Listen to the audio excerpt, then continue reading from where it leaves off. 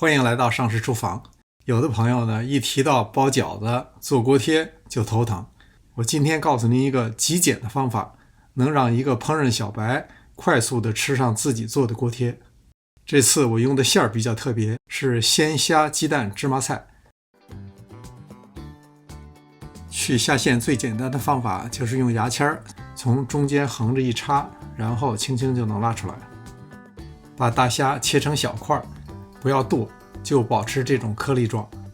这样处理既保持了鲜虾鲜脆的口感，又能够看起来比较美观。我提到的芝麻菜就是这种，一般是做沙拉生吃，口感略带辣味儿，有的品种可能还略带苦味儿。最好在做馅之前用热水烫熟几叶，尝一尝有没有苦味儿。如果有，就不太适合做馅儿。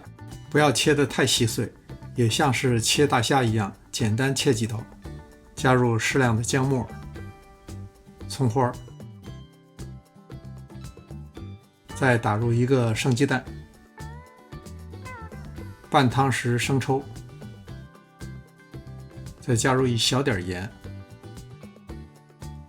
少许香油提味儿，再加入少量的白胡椒粉。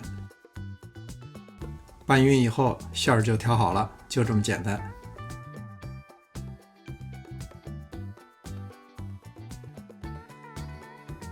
也不用和面擀皮了，就用馄饨皮，四周刷一下清水，把适当的馅料放在上面。包的过程可以说不需要什么技术，只要两边能够搭上就可以。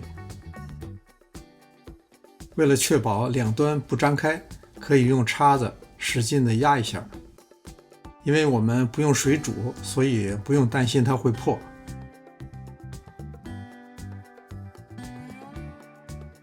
还是用电饼铛来做，倒入适量的油，均匀的抹开。锅贴一般是做成饺子形状，皮厚馅儿大，也比较高，所以不太容易熟。一般底部煎至金黄色以后，还要加水焖一会儿。我做的这种锅贴比较薄，两边一煎就熟了。如果颜色不够，反复翻动也无所谓。